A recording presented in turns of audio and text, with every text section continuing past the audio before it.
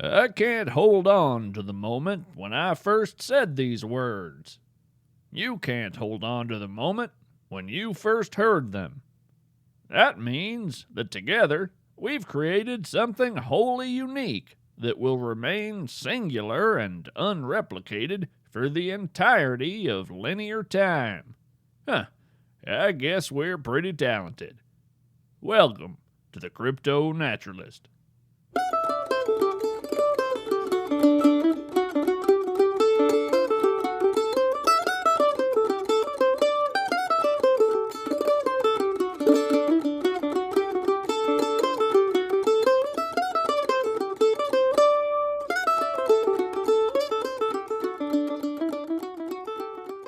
What is it about a hole in the ground that demands answers?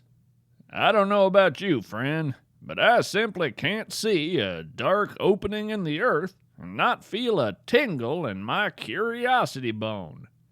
Cassandra keeps suggesting I report all my extra bones to a medical doctor, but there are only so many hours in the day and I just haven't had the time.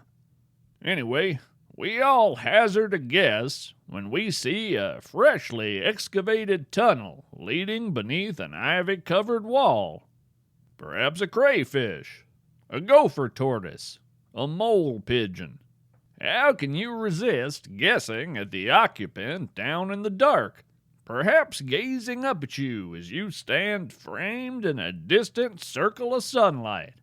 How it nourishes the imagination to think of the solid ground beneath our feet as a massive system of three-dimensional roadways hidden from the open sky. Cassandra and I were in upstate New York earlier this week when I spotted a particularly fascinating hole like a lone segmented eye in the face of a shaggy green hillside. It was unusually angular, like somebody had tried to adjust the hill with a tree trunk-sized hex key. We were gliding through a wet gray dawn, creeping along back roads at a snail's pace, looking for all the beautiful creatures that tend to visit roadways after a night of steady rain.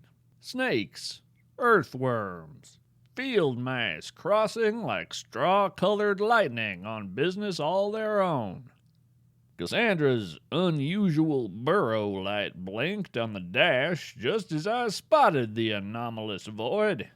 We pulled off onto the narrow gravel berm and I prepared for a subterranean excursion. I grabbed my lucky headlamp from the hat carousel, lucky because it had been my great-great-grandmother's, pulled on some coveralls that looked more out of place clean than dirty, and stepped out into the sweet morning drizzle.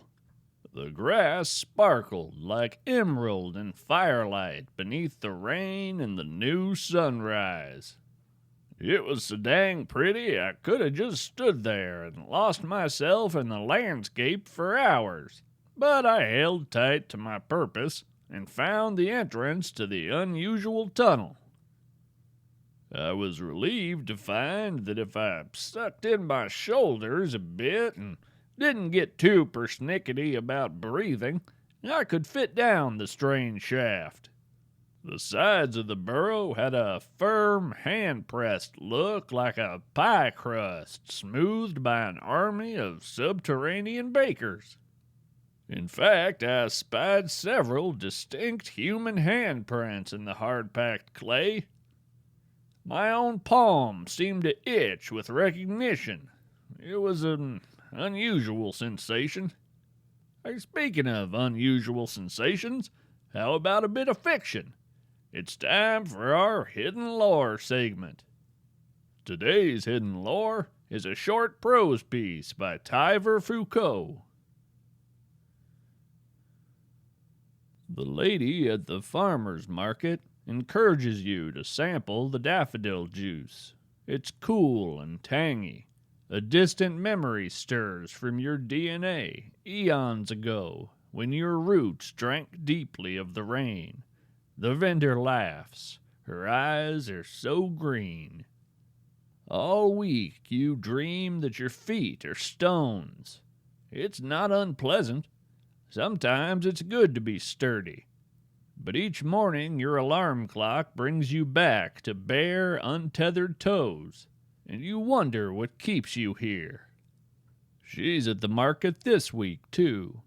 In the park behind her, you're shocked to hear the trees whispering to each other in a language you don't quite understand. Hey, she says, snapping you out of it. You ask her out for coffee. You order a latte.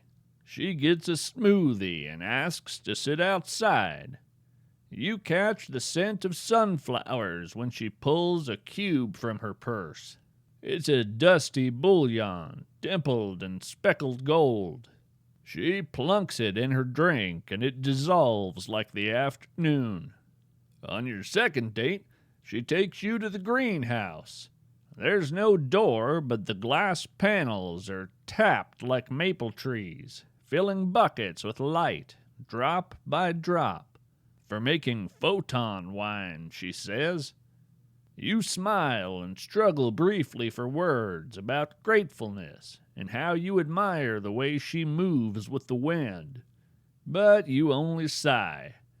As the air escapes your lips, you're deeply aware of the meatiness of your own lungs. One day, she introduces you to her family. Her grandmother's face is carved with smile lines. You're served pie, and the filling is sweet, familiar, but not completely, the richness of pecan and the tartness of blueberry. A relative pours wine from a prismatic bottle, and it fills 7 glasses at once. You're the guest, so they insist you get indigo.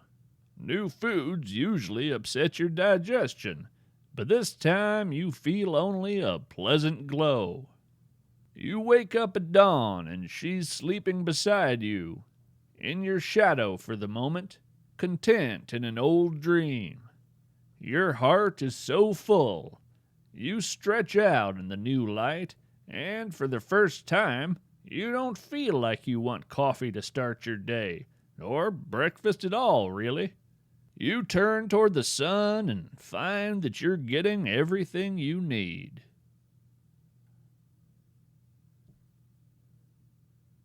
You know, it's lovely to imagine making a new connection with somebody, and it's lovely to dream about gaining the power of photosynthesis. Ah, yes, this is my kind of story. Diver Foucault can be found exploring the unusual places that radiate outward from Columbia, South Carolina. He has written over 1,000 micro-stories in the strange Twitter sphere, and he welcomes you to read along on Twitter at The Door. I struggle deeper into the burrow, feeling a kind of preemptive ache in my muscles as I imagine the backwards wriggle awaiting me when it's time to leave. I certainly didn't have the room to turn around. Every once in a while, I get a little claustrophobic in a situation like this. It's mild, and I've developed a little trick to dispel the feeling. I take a deep breath, close my eyes, and imagine a storm. Lightning, thunder, hail, freezing rain whipped sideways hard enough to sting your cheeks. I set myself plumb in the middle of all that chaos until I start to wish for a snug, quiet shelter out of the weather. I open my eyes and think of what a wonderful shelter I have, nestled beneath the warm blanket of the earth. On this occasion, my imaginings were interrupted by the occupant of the burrow, who graciously spared me any further downward wriggling. What I saw was, well, confusing. It was a ball of very human hands rolling forward to greet me. There was a wide variety of shapes and colors among the hands, but they were all quite human and quite alive. a patchwork of angular knuckles and overlapped fingers that created a startlingly perfect ball with 12 flat sides. What the backwoods old-timers would have called a dodecahedron. As I studied the geometry of the burrower, the hands began to unfold, fingers reaching and swaying like a many-jointed anemone. That odd, itchy palm feeling returned, but this time it was far more intense. I looked down at my own hands to find that they were swaying in unison with the burrower's motion, and I was fairly certain that I hadn't asked them to do that. Perhaps more concerning, I found that my wrists had begun to be a bit, transparent, as if they were thinking about taking a little vacation from attaching my hands to my forearms. I chuckled at the thought of my two grabbers going off on underground adventures of their own, but I knew I couldn't spare them. I sang out in the flickering dark, "The stars at night are big and bright, deep in the heart of Texas." My hands couldn't resist clapping along to that old song, and afterwards I noticed my wrists seemed quite solid again. "Glad you decided to stay, old friends," I said to my assembled tickle sticks. After that, I decided I'd gathered enough information for one day in the field and began my long, slow retreat back to the surface. The ball of hands followed me all the way, rolling forward, extending fingers, almost touching my face and then pulling back. I noticed that one hand had nails that seemed freshly painted, a vibrant turquoise, but how that paint was unchipped and unfaded I couldn't guess. Another hand had the word "hats" tattooed across its knuckles. Another was dusted with flour, as if it had abandoned its original owner during the act of kneading bread.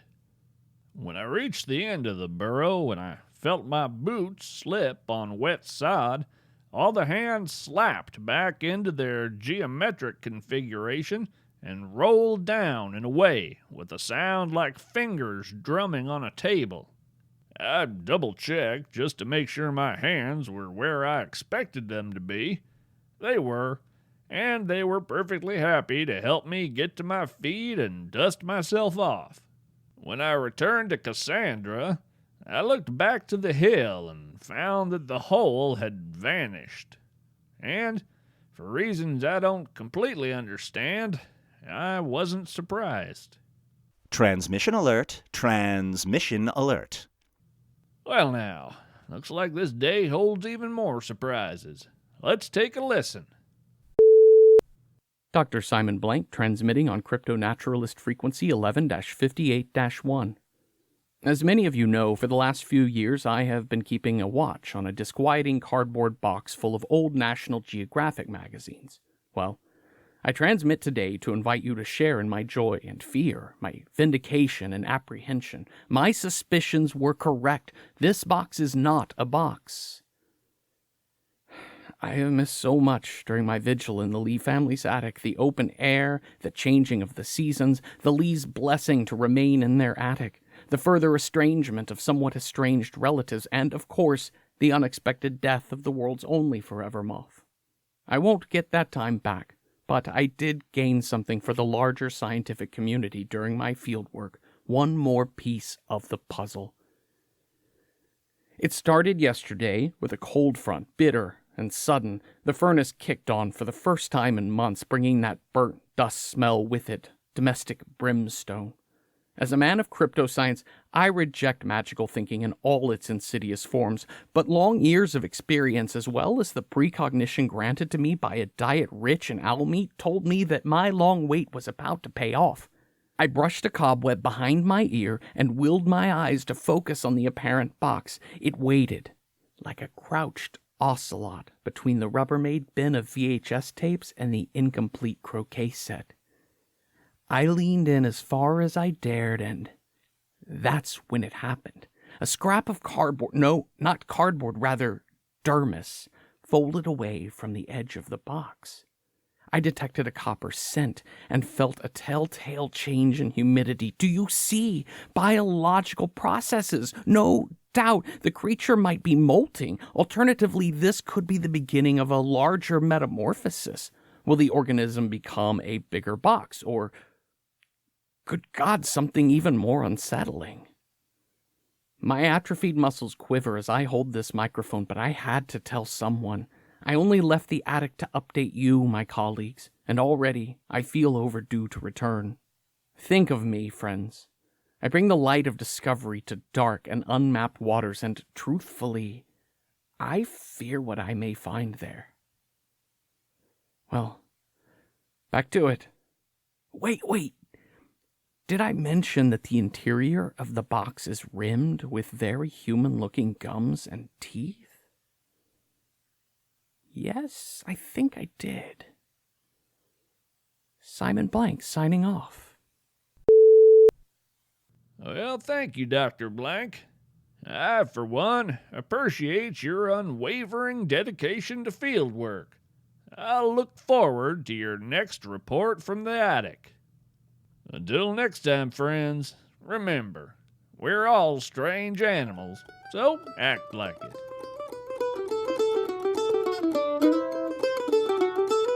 Thank you to Jeffrey Cranor for playing Dr. Simon Blank. Jeffrey is a co-creator of a number of my favorite podcasts, including Welcome to Night Vale. Give a listen to Jeffrey's newest podcast, Start With This. It's a creativity and writing-focused show, and each episode centers around a topic from world building to opening lines and even failure. They give listeners 2 short assignments, something to consume and something to create. I think you'll enjoy it. And thank you to everyone who voted in the 2019 Columbus Podcast Awards. The CryptoNaturalist won Best Arts Podcast, thanks to your generous support. In personal news, I am expecting the arrival of my first child in the very near future, so my podcasting schedule may be a little bit uneven for the next few months. I appreciate your patience with me, and I ask that you send welcoming thoughts to Arthur Orion Blackthorn Anderson as he enters our world.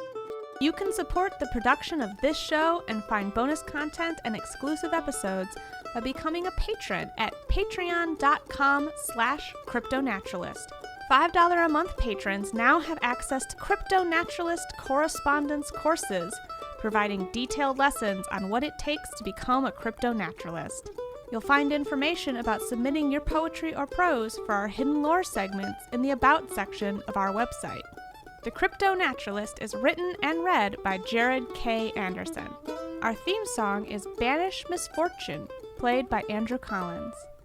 Stay curious, stay wild, stay weird.